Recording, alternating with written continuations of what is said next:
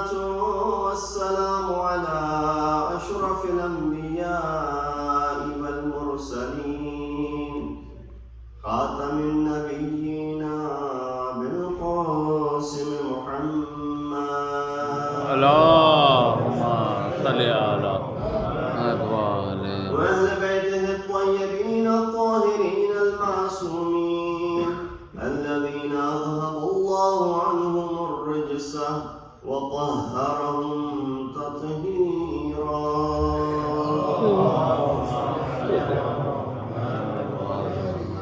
أما بعد فقد قال الله تبارك وتعالى وقوله الحق وهو أصدق القائلين بسم الله الرحمن الرحيم يريدون أن يطفئوا نور الله بأفواههم ويأبى الله إلا أن يتم نوره ولو كره الكافرون. صدق الله العلي العظيم. اللهم صل على Assalamu alaikum wa rahmatullahi wa barakatuh. wa alaikum assalam. Condolences to mu'mineen and mu'minat, especially Imam for time, Imam Mahdi ajallahu ta'ala faraj. Allahumma salli ala On this sad occasion upon which we commemorate the Shahadat of our ninth Imam, Imam Muhammad Taqi al-Jawad alayhi salatu wassalam. Allahumma salli ala Muhammad. 29th of Dhul Qa'dah in the year 220 marks the Shahadat of our ninth Imam. And the Wiladat of Imam is in the year 195. And so doing the simple math, you can understand that Imam's total lifespan is 25 years. And he assumed the responsibilities of Imamat at the age of 8.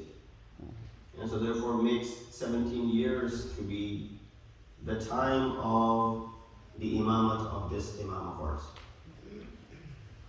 When you look at the history of Imams, you find that there are different crises. In fact, Tahar al-Masumeen, when you look at that, there are different crises that each dawr and the time period had. If you begin from the period of Prophet and his wafat, there is a crisis that comes about. If you look at the Shahadat of Amir al-Mu'mineen, there's another crisis. When you look at the Shahadat of Imam Hussein, there's another crisis. You look at the time of fourth Imam, there's a separate crisis. And when you come to the time of sixth Imam, there's another crisis. And when you come to the time of ninth Imam, there's a different crisis. And I'll explain. So Molana is counting all these different crises. What are they? I'm sure, we've had this much, alhamdulillah, discussion regarding Ma'asumeen that we know the history and what am I referring to. The crisis in the time of, or after the wafat of Rasulullah, is the crisis of determination between haqq and batil. There are two types of people that exist always in society. There are common folk, ammatun nas, and then you have the khawas, the particulars, those who are in the role of leadership, those who are close to al-Ma'atar, or those who have some sort of maqam in the society where people look up to them, and if they say something, sort of like endorsers, right? Today we have, you want to sell a product, you get someone to endorse it.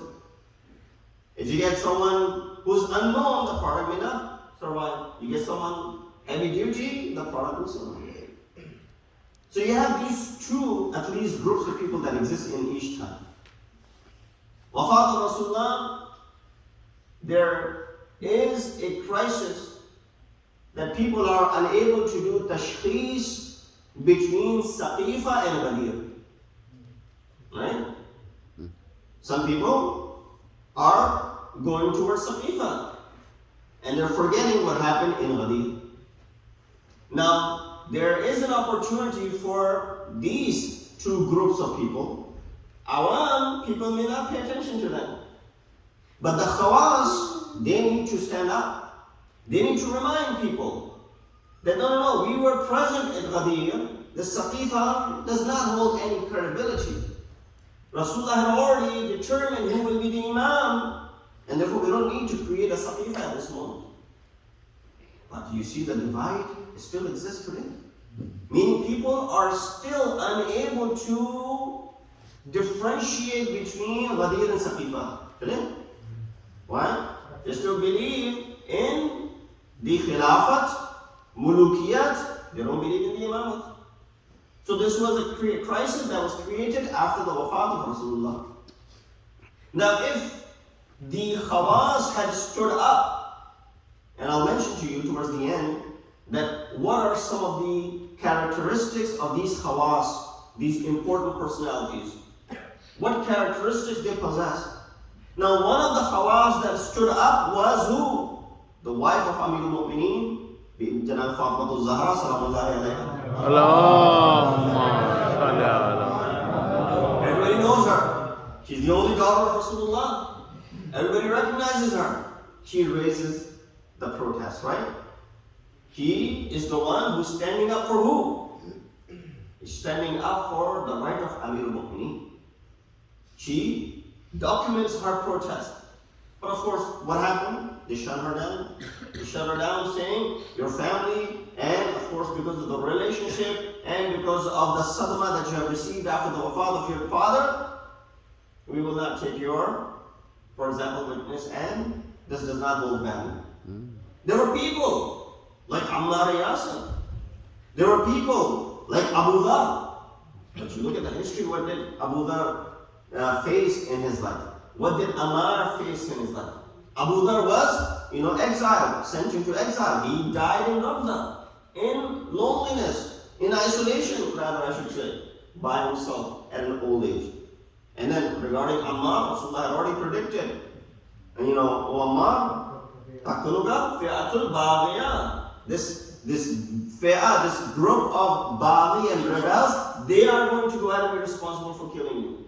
And we see what happened to him in the battle. So we see this, that after Rasulullah, this crisis exists. People are unable to do what? Tashkhis between Ghadir and Saqifa.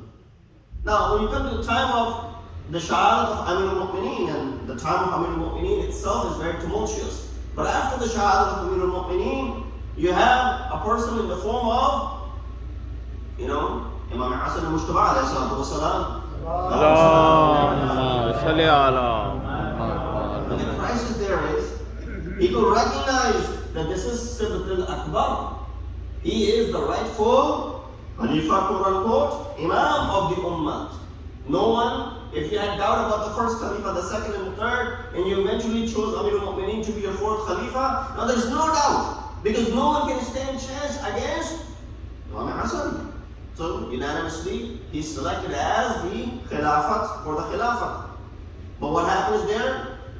There was this uproar from Amir Shah, Muawiyah, and the Khawas did not side with Imam Hasan. They went toward Muawiyah. Many of the major personalities, even look at the time of Amir al-Mu'mineen, the 4 years of his Khilafah. This is a history lesson. 4 years of his Khilafah.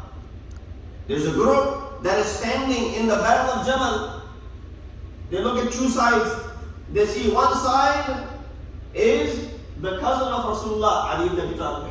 On one side, there's the son-in-law of Rasulullah. And on the other side, you have another cousin or the relative of Rasulullah, Zubair.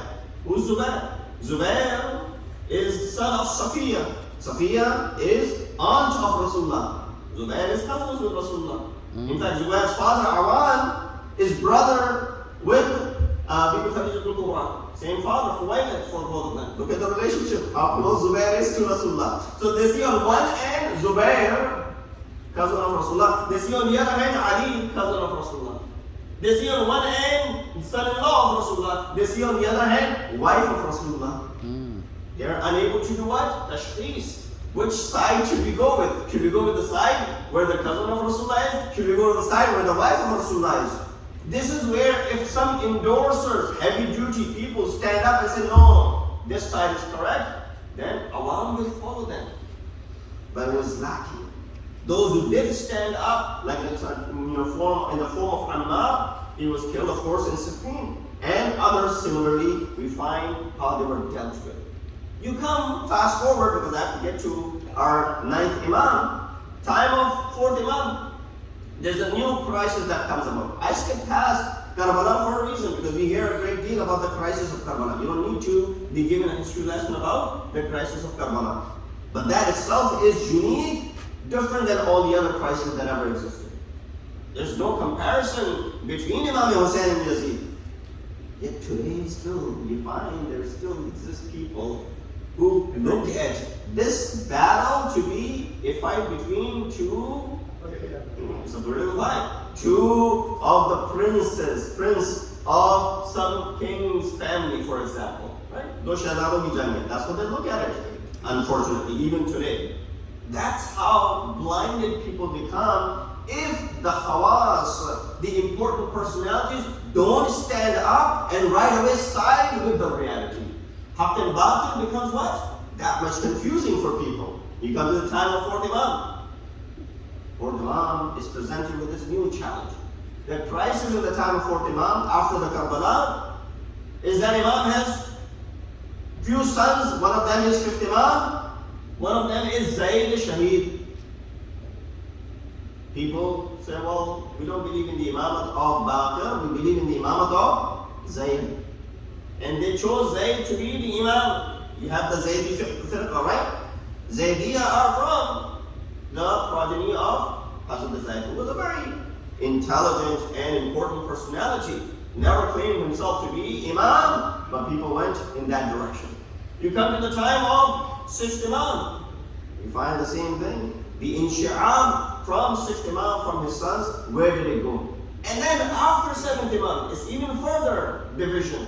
Why? People stood up, and those who were the closest to 7th Imam, those who were responsible for collecting the wealth and the homes that was being given to 7th Imam, now that is the person after the Shahadat of 7th Imam says, oh, Imamat stopped over there. Imams, there's no more Imamat. And this new group comes into play, which is called Waqifiyya. They did wuquf at the Imamat of 7th Imam. 7th Imam was the last Imam, and there's no more Imamat after that. You know what? Who actually was one of the people culprits of saying such a thing? Who denied the Imamat of Imam al-Radha was his own brother. One of the brothers of Imam al-Radha did the same thing. So when a brother of Imam al-Radha is saying, I don't believe in the Imamat of my brother, then of course people are going to have difficulty doing what?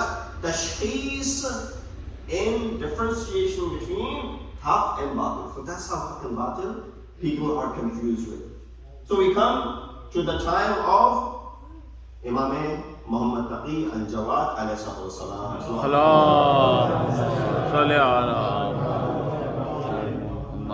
There is a new crisis in the time of our time. It's unlike any other crisis that ever existed. Previous crisis I mentioned for you very quickly, but the crisis in the time of 9th Imam is unique on its own. Imam al-Radha, his Shahadat takes place, a place which is close to 2,000 miles away from Medina, more or less, 1,500 miles away from Medina. Nobody visited Imam al-Radha in Mashhad. In fact, Imam al-Radha, when he left Medina, he said, bid farewell. Weep over me, cry if you want to, because you won't get to see me. My Shahadat will take place and you won't get to see me. And that was true. Imam al-Radha, in 3 years' time, he left in the year 200 and 203, Shahadat takes place. None of the family members made it to Mashhad. His sister tried, she passed away in home. So Imam, 9th Imam, who's only 8 years old at this time, is in Medina. Of course, we believe in the Ijaz, Mu'jizah, that Imam Jawad, with the mu'jiza of Ilahi, went to Mashhad to perform the last rituals of his father and then came back. Right? But no family member went there. Right away, Imam Jawad, and this news comes that Imam Rada had passed away. Shadat of Imam Rada has taken place. Now there's this Majlis that is taking place in the house of Imam Rada. People are gathering, paying their condolences and whatnot. In the midst of all of this, there's a very prominent companion, Abdul Rahman, Yunus ibn Abdul Rahman. Yunus ibn Abdul Rahman says, hold on. You can weep and cry all you want to, but we have a bigger problem over here. And that is to go ahead and determine who's the next Imam. We need to make sure that the next Imam is known at this moment. And you all know that Imam Rada had no other son except this one. This 8-year-old. Now of course we can't accept the Imam of an 8-year-old. We can't stand behind him in Salah. He's not even baligh yet. And therefore, what we can do is consider him our Imam until he becomes baligh. Have someone qa'im maqam, in his place to fill in until that time. Right? So it's sort of like what you have seen in the society in the world today as well, right? If a king leaves and then the prince is not old enough, they did the same thing with Shah of Iran. One of his sons, Ahmad, actually stood in for a few years until, he was ready. So, same thing happens. If the child is child, they're going to wait until he gets older so that this manzilat could be given to him. Another companion gets up, holds Yunus ibn Abdul Rahman by his neck, and he says, how dare you utter these words? Imamat is not muhtaj of sinnusal. Imamat is not in need of how old or young someone is. Have you not read Quran? Allah subhanahu wa ta'ala gave Hazrat Isa imamat and nubuwwat while he was still a child in the arms of his mother. Did Allah subhanahu wa ta'ala not give imamat to Hazrat Yahya? آتَيْنَاهُ الْحُكْمَ صَبِيًّا. When he was a sabi is a child, غير مميز, not even old enough yet to determine between right and wrong. He is a sabi. He said, man, there are examples that Allah has given nubuwwat to Anbiya while they were still children, then how do you doubt in the imamat of a 7 or 8-year-old? That's number one. Who stands up? A prominent student of Imam, a prominent companion of Imam stands up. There was another shahadat needed at that time. There was another person who had to step up to go ahead and give this sort of bear witness that yes, I confirm what he is saying. And that was a person by the name of Ali ibn Jafar as-Sadiq. Our 6th Imam has a son by the name of Ali. 6th Imam has a son by the name of Ali who lived for 100 years. I'm sure many of you have gone for his ziyarah. There are a couple of places that are mentioned. And it's prominent. 100 years he aged. So that means from the time of 6th Imam when he was born until the time of our 9th Imam, he's still alive. He's 90 plus old. He stands up and he says, and he kisses the hand of our 9th Imam. He said, I bear witness in the imamat of this son. Subhanallah. The one for whom Imam Rada has said, هذا المولود الذي لم يولد مولود أعظم بركة منه in Shi'atana.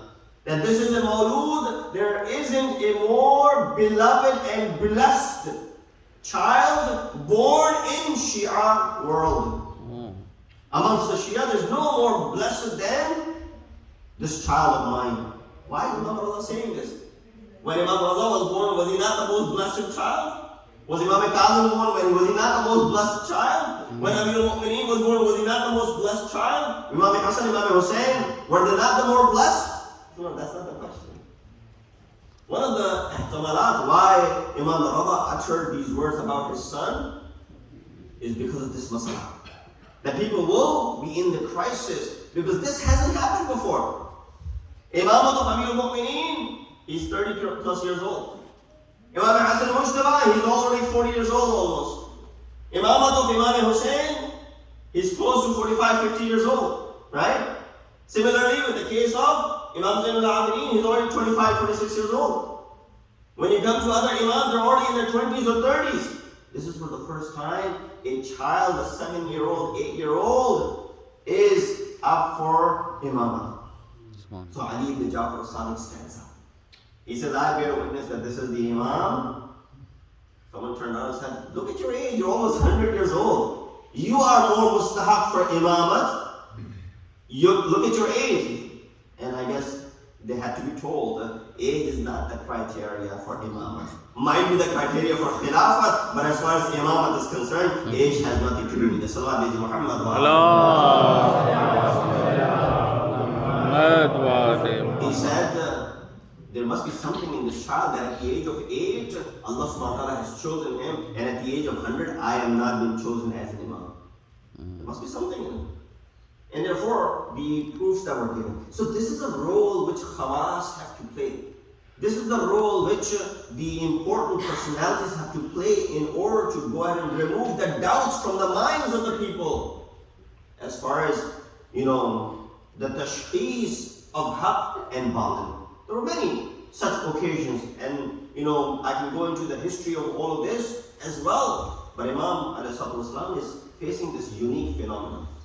He said, well, let's hire someone to go ahead and teach him until he's old enough for us to go ahead and accept his imamat. Imam ﷺ embraces this challenge. And you see what happens in his lifetime. Very short time period, 25 years is all is the sin of Imam at the time of his Shadat. 25 years old, our parents are looking for a suitable match for us. At the age of 25, you're searching for what? A soulmate for your son or your daughter. Or even earlier than that maybe, or sometime in this day and age that we live in, even later. I said, no, get them married early. Don't delay until they're 28, 29, and 30, or in their 30s. Of course, if you can't find a suitable man, that's another thing. But don't delay this process. Don't let them, wait it out. Sometimes we have these different ideas. Sometimes these are progressive ideas that come into our mind that, they need to be able to stand on their feet. They need to be able to find suitable jobs. They need to be able to make this much amount of money. They need to be able to buy their own house. Move out of our house, then yes, we will get them married. All these are your man-made, ideas and principles, not the principles that Islam is teaching you. The Ravaya says what? Haqqul walid ala al-walad. 3 things that are mentioned to be the huquq, as for many other huquq, but 3 things that are prominently mentioned. One is an yuhassin ismahu. Number 2, yu'allimuhu al-Quran or yu'allimuhu al-kitab. Number 3, yuzawwijuhu idha balagh. 3 things. Give him a good name, right? Don't name them after some players or some musicians or some actors or actresses. No, give them good names. Sammu awladakum asma al-anbiya. The names of Anbiya, the names of Ayman, the name of Molana. There are so many Alis, there's so many Fawatim, there were so many Zainab, so we wanted to give a new name. No, don't have ibtikar in this area. Give them a good name. Why? Because name will be with them forever. And by this name, they will be recognized. Number 2, yu'allimuhu al-kitab. So while I'm sending him to the best of the schools and colleges, no, that's not all. You need to also teach them that book Allah subhanahu wa ta'ala has sent them. But for that, you need to understand this book yourself in order for you to go ahead and hire someone. You've mentioned and you've heard how much Imam Hussein ﷺ took care of the mu'allim who taught his son how to read Quran. Number 3, yuzawwijuhu idha balagh. Get him married when he's old enough. This is amongst your duties as parents. Don't wait it out until they are a certain age. Don't wait it out until they are making a certain amount of money. Don't wait it out until they have bought their own house. No, none of those things matter. What matters is that they should be kept from any, being into any sort of haram. The sooner this happens, the better it is. You've heard many waqiyat in the time of our 9th Imam.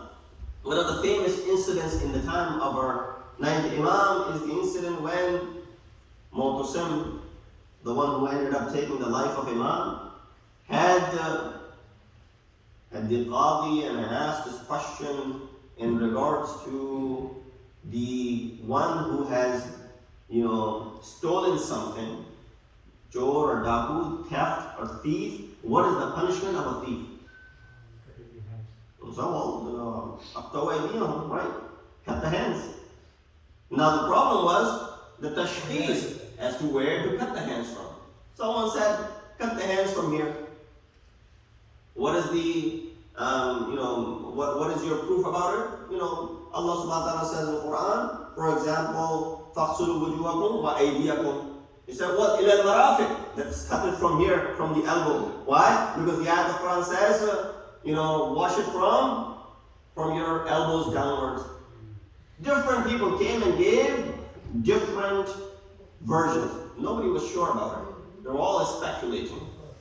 And at this point, they call upon this young man, whom they were doubting in his imamate a few moments earlier. And then they asked, "Oh Imam, can you guide us in this regard?" Imam said, "Nor do you cut from the elbow or the wrist. Rather, anything that should be cut as far as the thief is concerned is the fingers of this person. Cut off the fingers. That is the punishment if it's proven. Why? In al-masajid lillah. Why the places of masajid are for Allah subhanahu wa ta'ala. What is masajid? He said the 7 places that you put on the floor when you are doing sajda. What are they? One is your forehead, the 2 palms, the 2 knees, and then the toes. He said if you cut your hands all the way from the wrist, if you cut the hands all the way to the elbow, how is this person supposed to go ahead and pray afterwards? Imam gave this dalil. There was no one to challenge Imam, and the proof was given. But what was the reflection of this was that these qazat, these qazi who were present over there, when their answer was thrown away and they were made to look bad, they had this grudge against Imam. They should not have been comparing themselves to Imam and the knowledge of Imam. But imagine a young man walks in and this old man gets defeated, and people accept because it makes more sense through ayat of Quran and through the aql as well. Right away, this old man, he has now a grudge against Imam. And this is where he gets into the ears of Mu'tasim and says stuff about Imam, which eventually leads to the Shadat of Imam. But I wanted to mention towards the end that what are some of the characteristics of Khawas? Today, there is still an issue of finding out, or there is still an issue of khalt between haq and batil. There are many still who are unable to recognize haq. There are many still who are falling victim to batil. They're not able to determine between haq and batil. In this regard, these scholars have to stand up. They need to speak out. I'm not talking about different madahib. I'm not talking about outside of Shia madhab for that matter. I'm not talking about outside of Islam for that matter. Within our own madhab. Muharram is around the corner. Another month. Tonight you might see the moon of Dhul Hijjah. Tomorrow might be the first of Dhul Hijjah. Is a possibility. And you have 1 month until Ayyam Azha start. And then every year Ayyam Azha begin. It's not a new phenomenon. This has been happening for the past 14 centuries. Ever since we started commemorating Ayyam Azha. But now, because of social media, we come to know these things. Because of social media, these things make it to our eyes and our ears. Oh, this is what happened in that part of the world. This is what happened in that part of the world. Or they did this, they did that. They've been doing all this years.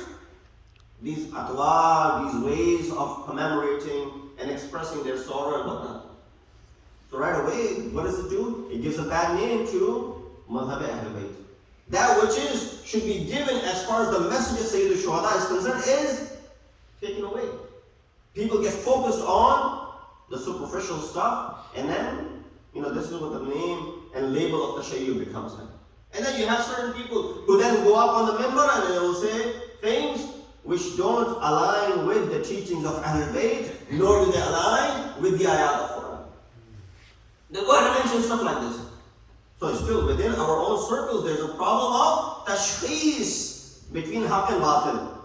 This is where scholars does not mean someone who has a turban, because many times the one who has a turban on the head, it may not be a scholar.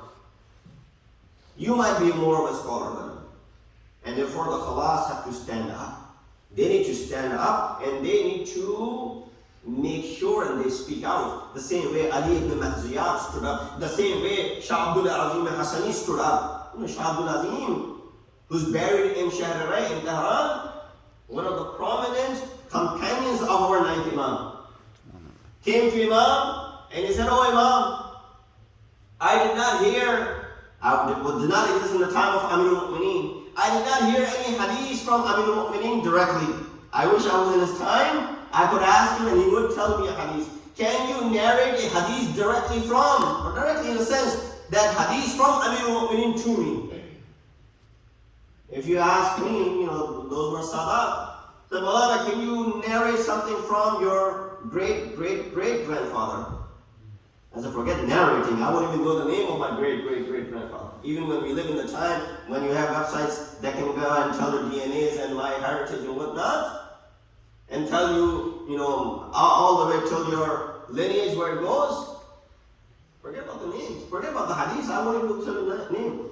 But here, Imam, who is 200 years after his Jad Amir al-Mu'mineen, he narrates a hadith to Shah Abdul Azim Hassani. Shah Abdul Azim Hassani, after hearing the hadith, said, "Zidni." Imam, one more. Imam narrates another hadith, he says, "Zidni." Imam, one more. Imam narrates another hadith, he says, "Zidni." There's nothing wrong to be haris and greedy when it comes to seeking knowledge. Don't be greedy when it comes to money, but be greedy when it comes to seeking knowledge. Shah Abdul Azim Hassani finds this opportunity to ask Imam what? Is Imam benefit me, increase me, zidni, until Imam narrates 14 ahadith from Amir al-Mu'mineen to Shah Abdul Azim Hassani. I want to give you one of those 14 ahadith that were narrated by Imam Muhammad Taqi al-Jawad alayhi salam to Shah Abdul Azim Hassani. Allah. Something to take back home. Shah Abdul Azim Hassani asked Imam that one hadith. Imam alayhi salam responded by saying, "O Abdul Azim, that make sure as far as the aqibat is concerned." I left out the words of hadith now. Imam says, "At-tadbiru qabla al-amal yu'minuka minan nadam." At-tadbiru qabla al-amal, meaning what? Planning before you actually do the action. Plan before you do the amal. yu'minuka minan nadam, will protect you from regret afterwards. I'll leave you with this. Tadbir, before you actually act something out. कोई काम करने से पहले इंसान सोचना. Do tadbir, plan something out. You know how much time we spend when we're planning a wedding? How much time? I mean, months in advance, we book the hall, we book, the Molanas to recite the nikah, and many of the things that are booked, which may not be permissible. All this is done ahead of time, so that you're not procrastinating when it comes to an important event like a wedding, right? We try, we do our best. Imam says the same thing in regards to all of your amal. التدبير قبل العمل يؤمنك من الندم. Remember it, memorize it, 6 words in it. تدبير قبل عمل. تدبير, which is planning. قبل, before. عمل, which is action. يؤمنك, will protect you. يؤمنك comes from iman, right? From amn. يؤمنك من الندم, will protect you from nadamat. Nadamat, from being regretful. So Imam ﷺ narrated one hadith after another. 14 hadiths were given to Shah Abdul Azim Hassani. That came into his, being that he was haris, he was greedy about it. Oh Imam, tell me. Oh Imam, tell me. Oh Imam, tell me. So we need to be able to make sure this khawas, the important personalities, are able to differentiate, because awam will just follow the lead wherever the leader takes them. And before the hadith, we were at the point where I was trying to mention that this prestigious maktab of ours is also facing similar crisis too. We live in a time of no other time. We live in a time of ghaib Imam. Right? We live in a time which no other followers of the previous 13 Ma'asmoon or 11 Aimma lived in. They lived in the time of Imam al-Adil. We live in the time of Imam al-Bait. There's a crisis on its own. Here there's more of a need for you to be able to differentiate between haqq and batil. You know why today people still have an issue with Ghadir and Saqifa? They haven't understood the reality of haqq and batil. Because the moment they understand what is haqq, who's on haqq, they right away understand that who was on haqq. But they haven't understood, they haven't tried to. And then you have these theories that come about after that. Imam al-Salam, I've taken your time, lived for 25 years. There's another tragedy for these Imams. They died in these isolation, away from their families. 8th Imam died, 9th Imam was nothing. 9th Imam's Shadat takes place. Yes, with Mu'jiza, Imam al-Naqi goes, performs the person. Imam Hussein is the same way. His son is there, but no one to bury him. 3 days later, the burial takes place. You see the tragedy of Ahl-e-Bait. Imam was poisoned by Mu'tasim. Who was hired to do that? Imam's own wife. Al-Fadl was the wife of Imam who poisoned Imam al-Salam. Just imagine the tragedy of two of our Imams. One is Imam al-Hasan al-Mushtaba. Ju'da, the wife of Imam al-Hasan, poisoned him. And similarly, the wife of our 9th Imam becomes a reason for his shahadat. Imam al-Salam died in isolation, away from his family. He was all the way in Baghdad, in Kalamain, where his burial takes place. Some riwayat mention that his janazah stayed for a long time until the burial had taken place. But Imam, I would say, I hold my hands, that oh Imam, at least your son came and he was able to perform your last rituals and come to Karbala. And there's a father in the form of Hussein. He's got his son who goes to the Maqtal. And after Ali Akbar had passed away and has attained Shahadat, Imam Hussein goes near Ali Akbar and places his cheek on the cheek of Ali Akbar, and then on the right side, and then on the left side, until people thought that Hussein may not survive. Here comes out Zainab from the Mukhayyam, from the Khaybaga, and calls upon Hussein, because people were thinking Hussein might have died with the sadma of his own son not surviving. Ajrukum Allah, all the Masaib on one end, and the Musibat of Syed al-Shuhada. That is why when Imam Hussein was weeping for Imam Hassan, and when he was spitting blood out of his mouth, Imam Hassan responded by saying, La yawma kayyawmika ya Baba Abdullah.